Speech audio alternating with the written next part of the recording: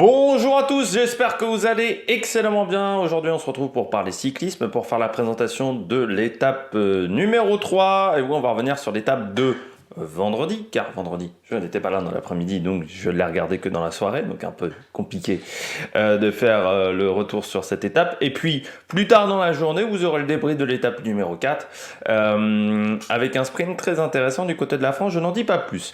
N'hésitez pas à vous abonner à la chaîne, à réagir dans les commentaires, à mettre un pouce bleu, à partager la vidéo sur les réseaux sociaux, notamment auprès de vos proches. Si vous pensez que ça peut les intéresser, dans les commentaires, n'hésitez pas à me dire qui vous a plu, qui vous a déçu dans cette étape.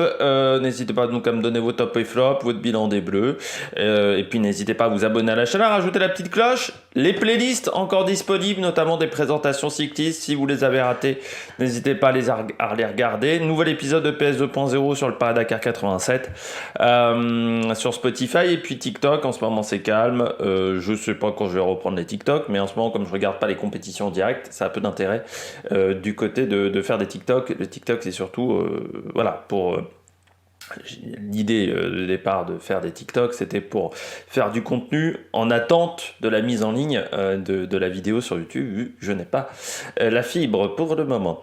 On commence tout de suite avec cette troisième étape. C'était entre Norwood et Campbellton. Il y avait notamment le passage du corkscrew dans cette étape, et c'était une étape, on dirait, avec une belle bosse dans le final.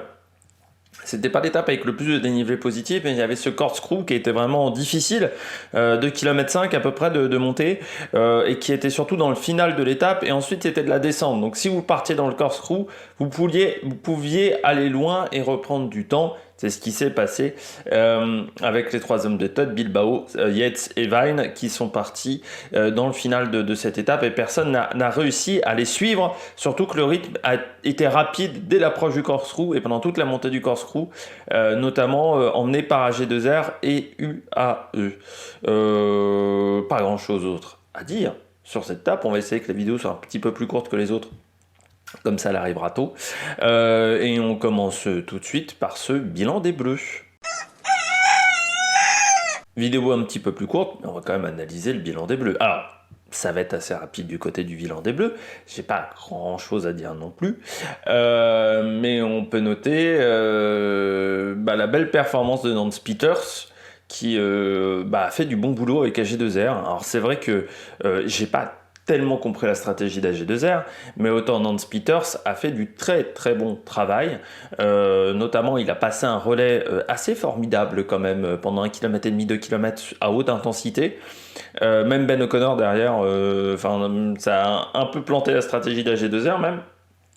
Peut-être où on n'a pas réussi à rouler aussi vite que Nance Peters derrière, et ils se sont fait déborder par UAE notamment, mais Nance Peters il est de retour. Je regardais son coup de pédale, son attitude sur le vélo, je l'avais déjà vu lors de la première étape, mais je voulais un petit peu confirmer avec cette étape numéro 3, et je trouve qu'il est vraiment de retour physiquement, et ça fait du bien, parce que c'est vrai que Nance Peters il a connu quelques temps difficiles, et j'ai l'impression qu'on a retrouvé un petit peu le Nance Peters qu'on a connu sur le Tour de France ou sur le Giro, c'est-à-dire un coureur qui est capable de gagner des étapes en tant que baroudeur, mais qui est capable surtout aussi d'être un bon équipier pour un leader comme Ben O'Connor. Et je trouve que là, ça s'est extrêmement bien passé pour le moment. Alors on verra comment ça va continuer, parce qu'on est au mois de janvier. C'est vrai que ça veut dire, là ce qu'on note, c'est les coureurs qui ont fait une bonne intersaison. Voilà, c'est les coureurs qui ont fait un bel hiver. Mais il faudra que ça tienne jusqu'en mai, en juillet, et donc il va y avoir des phases de pause. Tous ces coureurs-là ne vont pas courir beaucoup jusque mars. Voilà, hein, on va essayer de limiter le nombre de jours de course, donc c'est difficile de savoir comment ces coureurs vont être performants. Le vrai test, je dis toujours quand même, le premier grand test, alors il y a un peu l'UAE Tour, mais pour moi c'est quand même plus Paris-Nice et Tirreno qui commence à devenir un vrai test. Et puis surtout après derrière vous avez d'autres courses, le Tour des Alpes notamment avant le Giro est également important, mais voir voilà comment seront les coureurs. Il y a également le Tour de Catalogne, mais surtout le Tour du Pays Basque. Ce sont des vrais tests ensuite pour savoir si les coureurs vont être performants plutôt sur les grands tours. Aussi ça risque d'être un petit peu compliqué, mais du côté de Nance Peters, moi j'ai trouvé que c'était pas mal, vraiment pas mal ce qu'il a fait aujourd'hui. On va voir ce que ça donnera sur le reste de la saison, mais je suis plutôt content. On peut noter également que aucun Français n'était dans le groupe de tête, mais que deux autres coureurs, Victor Lafay et Rudy Mollard, étaient dans le groupe à 28 secondes. Ben O'Connor était également dans le groupe à 28 secondes dans les coureurs étrangers dans des équipes françaises. Ce qu'on peut, et il y avait Michael Storer également, qui était dans ce groupe à 28 secondes. Au général, pour le moment, du côté des Français, le premier Français, c'était Hugo Page. Il est 16e à 1 minute 03. Rudy Mollard et Victor Lafay sont à 1,04, donc juste derrière au niveau du classement des temps. Au moment de cette étape numéro 3, le classement général a peut-être changé. Après l'étape numéro 4, on fera un point après l'étape numéro 4. Et maintenant, on va passer au flop. Du côté des flops, AG2R. J'ai pas vraiment compris la stratégie d'AG2R. Alors, à part si Ben O'Connor pensait qu'il était très en forme, et quand il s'est retrouvé dans la montée, il s'est dit je suis peut-être un petit peu moins bien en fait. Mais je ne vois pas pourquoi on a roulé aussi fort à l'approche de cette montée et dans le début de la montée du corkscrew, parce que Peters fait quand même un sacré rythme. Ça roule fort, ça met pas mal de coureurs en difficulté, pour qu'ensuite, on les voit plus sur le reste de l'étape. Certains diraient qu'ils ont fait un petit peu une Bahreïn, mais c'est vrai qu'on n'est pas loin de ça. On n'est pas loin du fait qu'ils aient fait une Bahreïn, c'est-à-dire de rouler en tête du peloton et puis qu'ensuite ils s'écartent. Et tu comprends pas trop pourquoi ils s'écartent. Alors moi je pense que c'est parce que Ben O'Connor se sentait très fort et puis que ensuite, il a vu que les jambes étaient bien, mais pas suffisamment bonnes pour aller chercher les trois de devant. Soit il y a eu un problème autre, ou soit on avait une stratégie et qu'on l'a pas bien appliquée, ou soit on a été complètement con. Mais je me demande quand même quelle était la stratégie du côté d'AG2R. Je n'ai pas trop compris quelle était la stratégie d'AG2R. Donc on verra sur la suite. Mais je comprends pas pourquoi ils ont roulé. Et des fois AG2R, souvent c'est sur les classiques flandriennes où je comprends pas leur stratégie, où ils ont toujours un temps de retard. Ça serait bien des fois d'avoir un temps d'avance. Mais là, je me dis, pourquoi ils ont roulé? Si c'est pour que monte à Ben O'Connor qui soit 9ème du général, et il est 9ème du général, une minute. Une minute, il reste 2 jours de course. Ça va être compliqué quand même de reprendre une minute, même sur la montée de la dernière étape.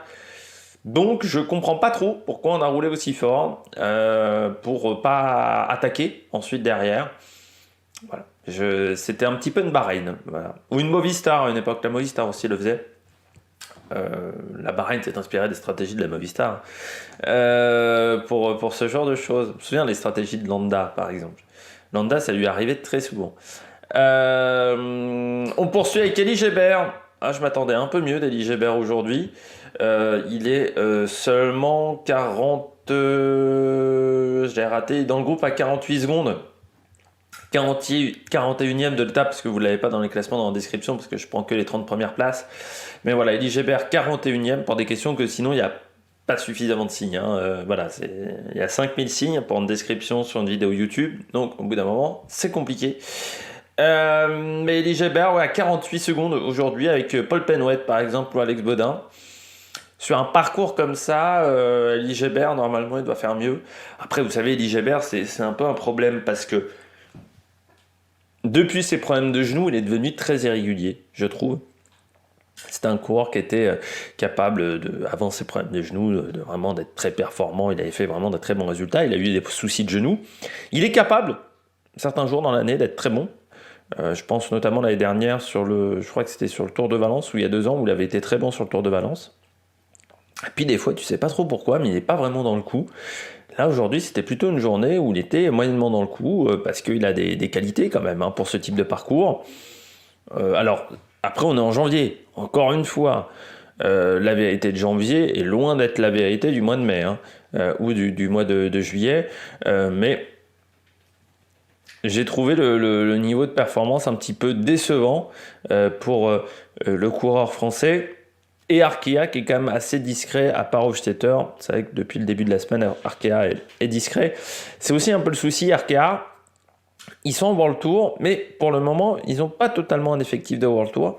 Ça peut être un problème pour aller marquer des points, parce que tu es obligé d'aller sur le calendrier World Tour, contrairement à la Lotto, contrairement à Total, qui ont décidé de ne pas faire le Giro en passant contre vu qu'ils sont remplacés par Israël et la Coratec, il y a de l'argent derrière. Hein. C'est pas gratos, c'est-à-dire que Total et Lotto obtiennent de l'argent de la part de l'organisateur pour pas participer au Tour d'Italie. Et beaucoup d'argent, je pense. Mais du côté d'Elie Geber, oui, je m'attendais à mieux. Voilà, aujourd'hui. Je trouve que ça a été un petit peu décevant de la part du coureur français.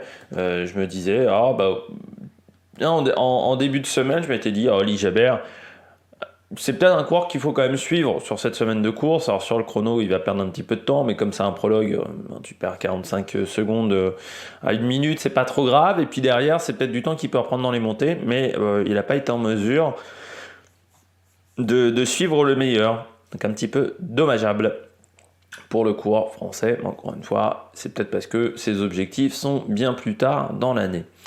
On passe tout de suite au coureur au top. Attaque de Marlou! Du côté des coureurs au top, je commence tout de suite avec Pello Bilbao, le vainqueur du jour, le coureur de la Bahreïn.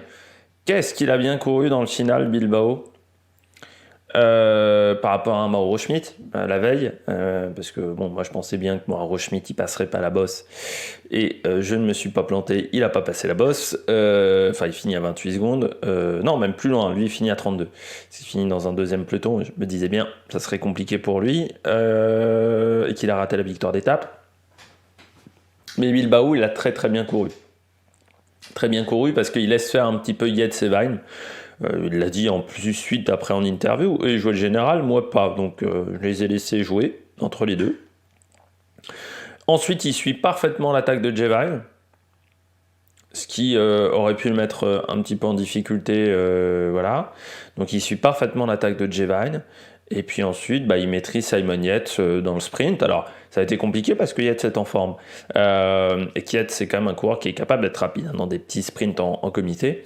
Mais il a réussi à bien maîtriser Simon Yates. Jevine, lui, il a joué sa carte. Mais bon, c'est pas le mec qui a le plus grand punch. Mais il a très très bien joué l'étape. Et puis même, parce qu'il part avec un temps de retard sur Yates et Vine. Mais il est revenu un petit peu au tempo. Voilà, il est revenu à son rythme dans la montée du corkscrew. Il a laissé faire au départ un autre coureur. Et puis bon, quand il s'est aperçu que ce coureur-là ne reviendrait pas, il a décidé de prendre en main les choses et de revenir.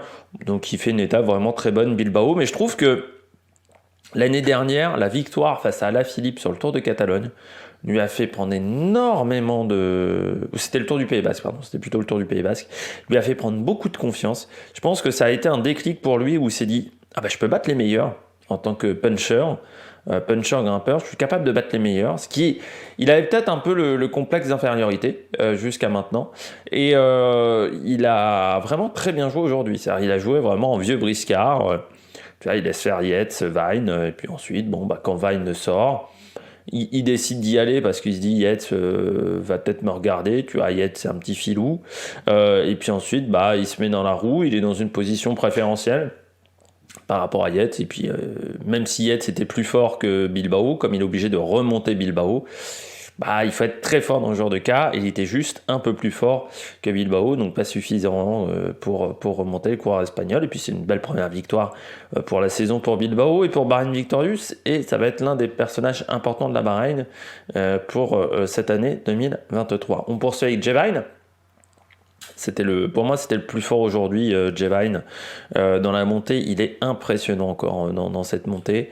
Le problème de Jevine, mais ce qui est un problème depuis le début de sa carrière sur route, c'est comme il vient de Swift, il n'a pas la capacité à changer de rythme que ont d'autres coureurs sur route. Parce que sur Swift, vous ne changez pas de rythme, vous restez sur un rythme constant, ce qui fait qu'il est très bon sur le contre-la-montre, parce que sur le contre-la-montre, il faut développer un nombre de watts. Il se connaît très bien du fait qu'il ait fait pas mal de choses sur Swift, donc il sait ses valeurs en watts parfaitement, il se connaît très très bien au niveau des watts. Par contre, il n'est pas capable de changer de rythme. Il y a deux soucis pour Van, c'est qu'il n'est pas capable de changer de rythme aujourd'hui, et que parfois, en intelligence de course, c'est pas trop ça.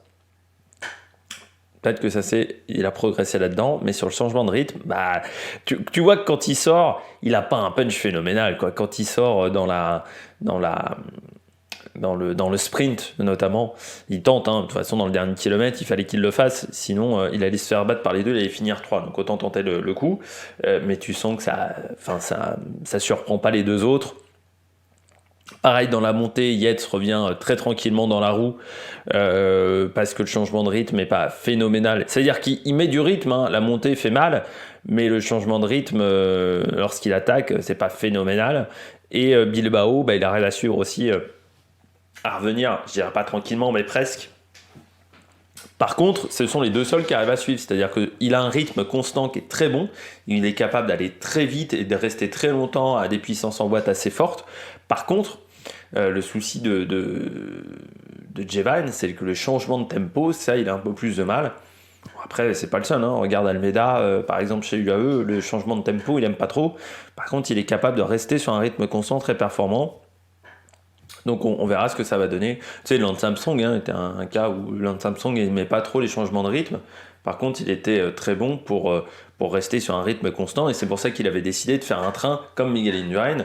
C'était parce que c'était des mecs qui n'aimaient pas les changements de rythme, qui n'étaient pas bons dans les changements de rythme, mais avec un train qui était capable de rouler très fort, eh bien ils étaient capables, eux, de faire lâcher les concurrents. À la différence d'un Contador qui, lui, adorait les changements de rythme. C'est un peu la différence. Bon, outre le fait que Coco était dopé, il faut le rappeler. Contador aussi, quand il faisait les meilleurs changements de rythme, il était chargé aussi, Contador.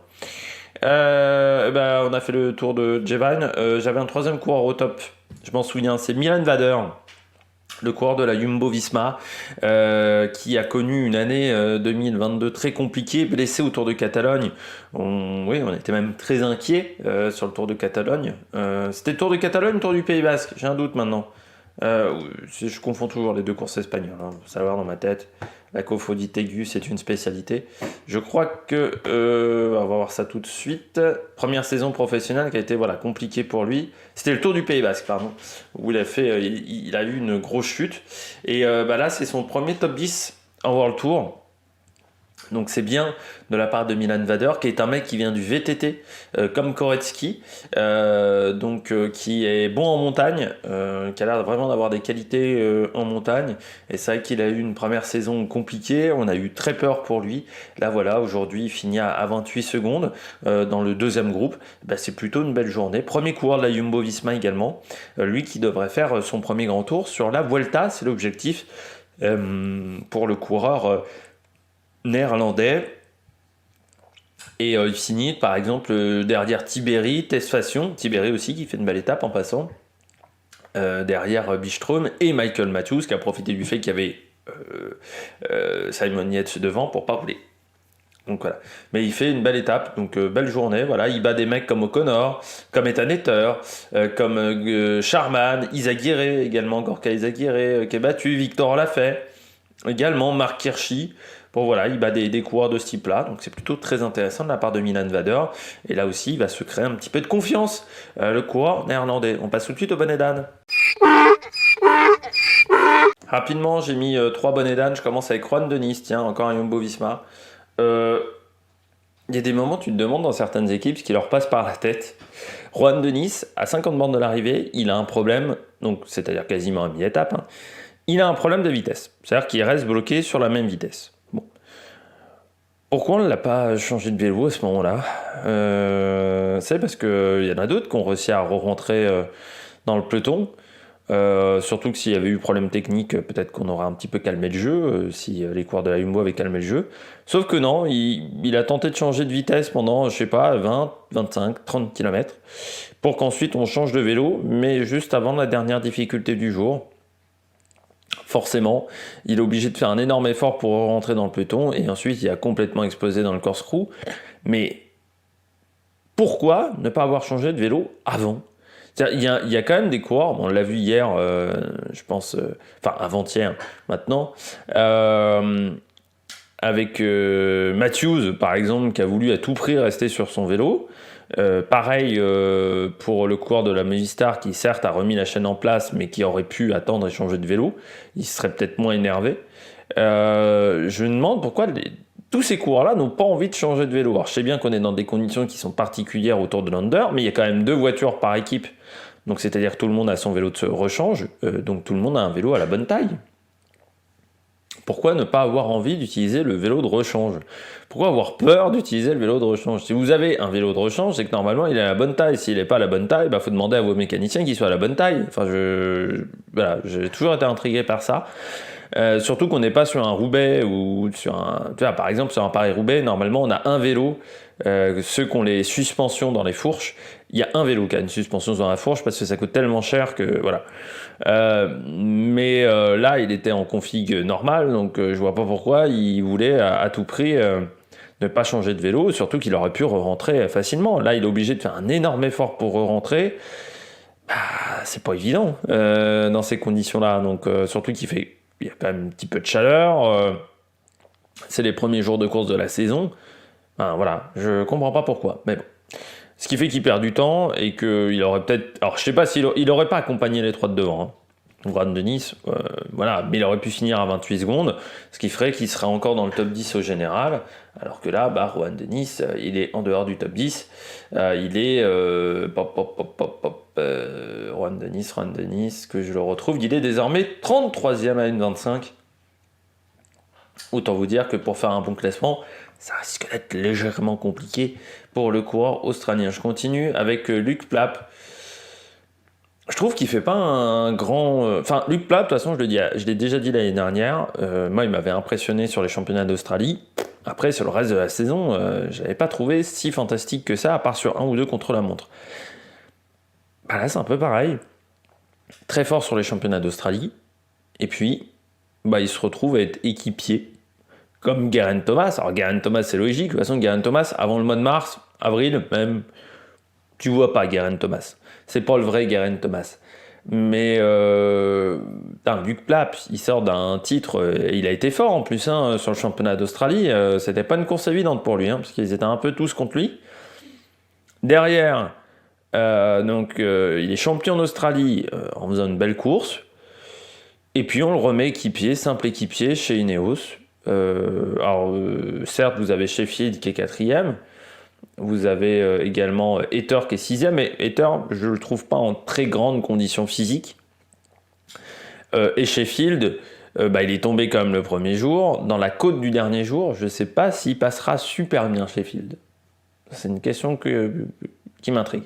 S'il passe super bien, par contre, Sheffield, faudra s'inquiéter, hein, parce que déjà qu'il était bon sur les pavés, s'il passe bien les bosses, il va être fort sur le Tour des Flandres, Coco.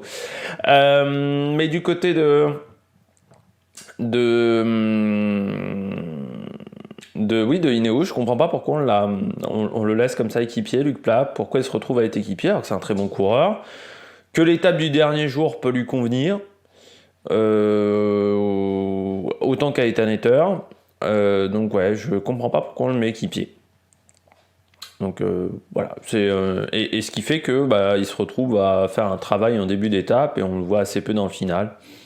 Plus il est à domicile, parfois on peut être gentil, voilà, c'est un mec qui est à domicile, hein, lui donner un rôle de leader quand il est sur la seule course australienne de la saison, ça peut être pas mal. Bon, après, on verra sur le reste de l'année. Pour Luc Plapp, quel sera son statut, mais c'est vrai que je me dis que dans d'autres équipes, lui, il serait leader. Hein. Et c'est un peu le problème, on a des coureurs qui vont chez Ineos, qui vont chez UAE, chez Jumbo. Alors certes, le salaire est peut-être attrayant, mais ton statut dans l'équipe l'est beaucoup moins. Puis je termine avec Jenny Moscon. Jean-Claude Laguigne, hein, Jenny Moscon, abandon aujourd'hui. Clavicule en plus, donc ça veut dire 3-4 semaines d'arrêt, donc il reprend pas avant début février. Quand tu sais que l'un de ses objectifs ce sont les classiques, que l'année dernière il a été nulle part, parce qu'il était nulle part, Jenny Moscon. C'est frustrant parce que 3-4 semaines d'arrêt, ça veut dire qu'on revient donc mi-février, fin février, donc il sera de retour pile sur les classiques sur le début de saison belge. Ça veut dire que tu peux être en difficulté sur ces courses-là et surtout qu'il n'y a pas forcément beaucoup de coureurs qui peuvent accompagner. Alors certes, ils ont recruté Cavendish. Cavendish, il passe bien les pavés chez Astana, mais ils n'ont pas 150 mecs sur les pavés. Donc c'est sûr qu'autour de Moscon, déjà l'équipe est un peu faiblarde. Et ensuite, le leader se pète la clavicule. Ça, c'est un petit peu frustrant. Parce que déjà l'année dernière, ta saison n'a pas été bonne. Ensuite, Moscon, je pense que cet été... quand il faudra faire rouler Cavendish, c'est lui qui sera dans le train. Donc voilà, c'est frustrant parce que c'est un coureur qui qui pensait aller chez Astana et se retrouver à avoir un gros statut de leader, sauf que ça fait depuis 1 an et demi qu'il galère. Malgré un statut de leader, parce que des soucis physiques, parce que une intersaison difficile, parce qu'il a fallu se remettre mentalement aussi de la déception de Paris-Roubaix 2021, et qu'on a l'impression que c'est un peu compliqué depuis pour Gianni Moscon, depuis cet échec à Paris-Roubaix, où il est passé à ça de la victoire, vraiment à un coup de crevaison et à une pression de pneus qui n'était pas bonne. Eh bien, on ne présente pas l'étape numéro 4, vu qu'on fera le débrief plus tard dans la journée de cette étape numéro 4. N'hésitez pas à vous abonner à la chaîne, à réagir dans les commentaires, à mettre un pouce bleu, puis nous on se retrouve pour de nouvelles aventures sur la Meilleure Production. Ciao ciao!